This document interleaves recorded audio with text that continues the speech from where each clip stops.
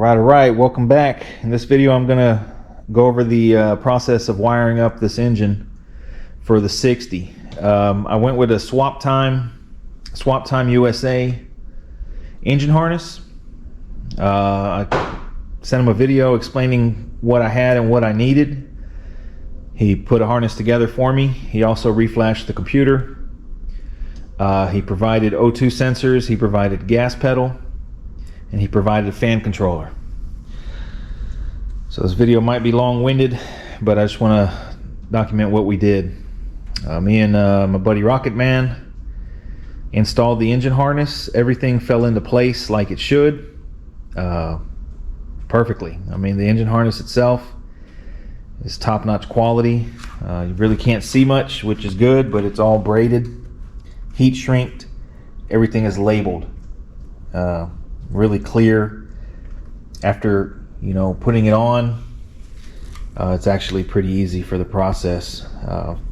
So as you can see, you don't really see any of the wires, which is the objective we tried to achieve, but I'll go over what we did. So the harness he provided, basically it's coming out from the square hole we cut in the firewall. Everything's under the covers right now, but it's just coil pack wires. A starter wire plugs into the starter. Knock sensors left and right. Fuel rail plugs are left and right specific. If you get those backwards, the car won't start. Fan controller wire, we'll get into that in a minute. And that was pretty much it for this. And oil pressure is right there, or I'm sorry, right here. Temperature sender right there. They come with throttle body connection right there. It's long enough to go left or right side depending on the intake. Mass airflow, which I had to buy an extension. That's not quite tucked away yet. I had to buy an extension for that. I bought an ICT billet. What else on this side? He provided a cable to go from the alternator straight to the battery, and then I made my own cables from the battery to the starter. I just used 2-gauge welding cable and put my own crimp on it. I bought these connectors right here on Amazon. And then I did buy a ground strap kit from PSI. I believe it came with 5 ground straps. So you run a long ground strap from head to head. You run a ground strap from block to negative on the battery. You run a ground strap from block to frame, and then you run a ground strap from head to block, which we did right here. On this side of the engine harness, you have the coil packs, you have the knock sensor, and like I say, you have the oil pressure, temperature, throttle body, mass airflow.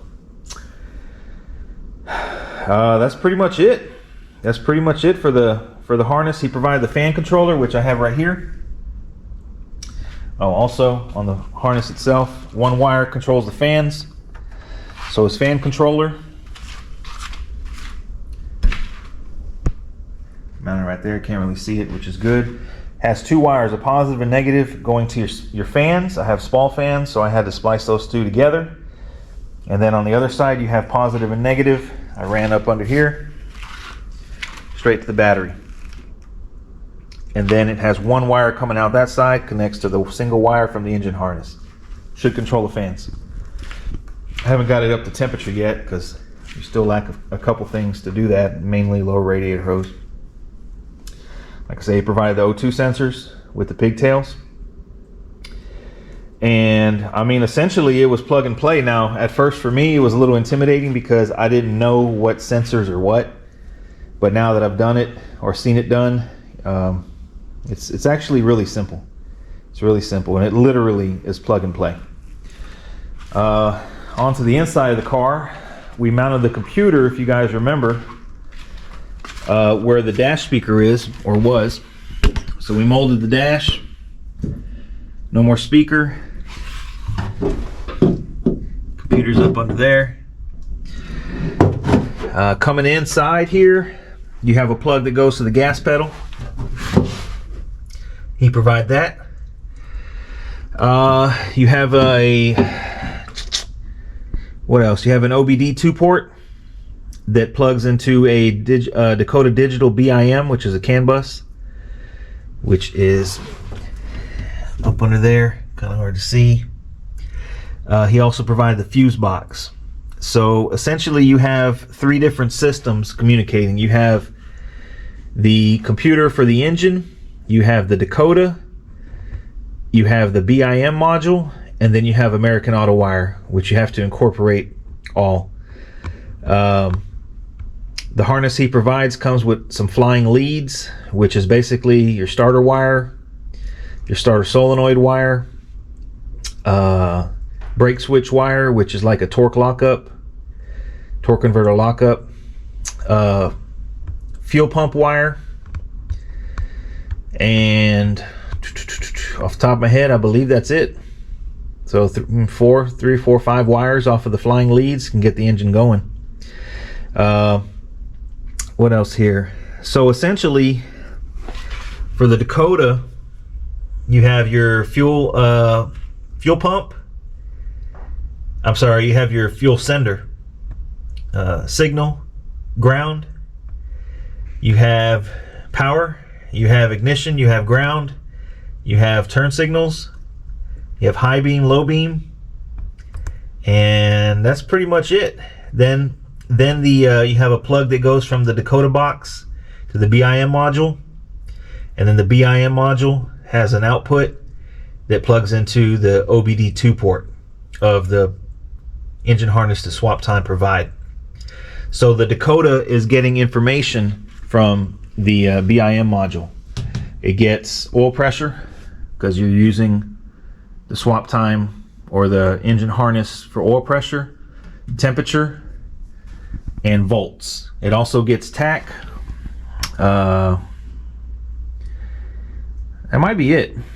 It's actually pretty simple. I mean, for me, it was extremely intimidating at first, but after doing it, it's pretty easy. If I could do it, anybody can do it.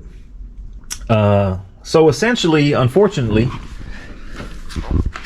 all the wires that are coming out for the American Auto Wire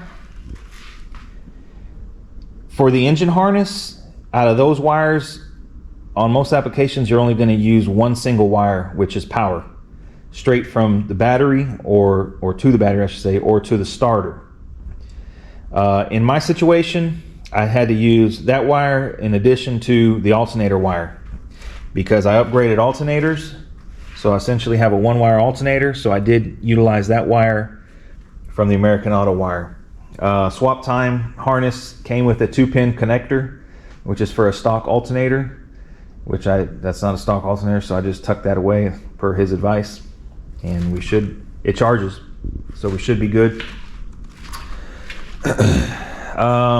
One thing to note on the Dakota, on the fuel sender, we put about 6 gallons of gas in the tank, and we were getting some issues with the gas gauge. It wasn't reading correctly. It was reading empty.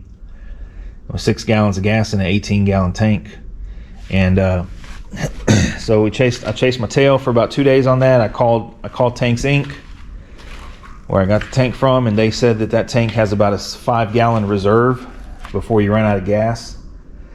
So I went and got 5 more gallons, which is about 10 gallons of gas, and then we got a reading. So note to self, on 5960 gas tanks, you have about a 5-gallon reserve. So it's going to act like it's a ground issue, or it's going to act like the tank is empty, like there's no gas, but it's because the way the float is set up, you have more gas in there than you actually think. So the car does run. Like I said, I told Mitch over at Swaptime that I'd be doing a video review of his wiring harness for him, and really impressive, man. Real good quality for the price. Like I say, he did the harness, he provided the gas pedal, O2 sensors, and taking care of the computer. And fired up. It fires up. The Dakota's working. I can put the battery on real quick here.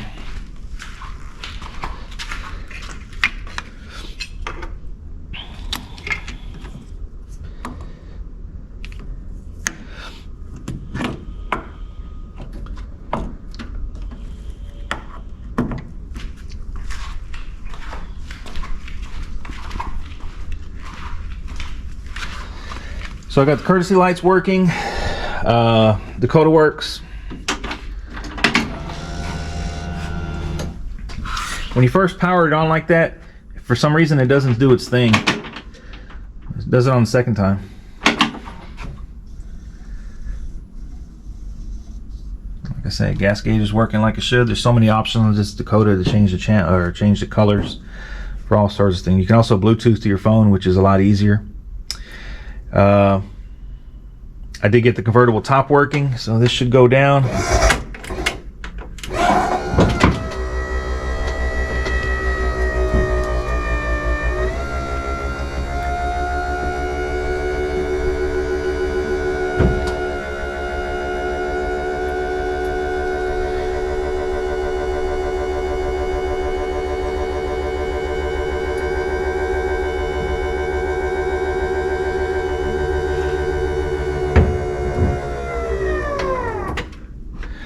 So that works. The rear harness is done. Turn signals and everything works. Headlights, spotlights work. So we're moving right along. It is quite a bit of wires to tuck under this dash, but overall you don't see anything. Tuck that up a little bit better, but it's what the dash looks like. So like I say, the spotlights do work on the switch with the wiper switch. So we're moving right along with this car.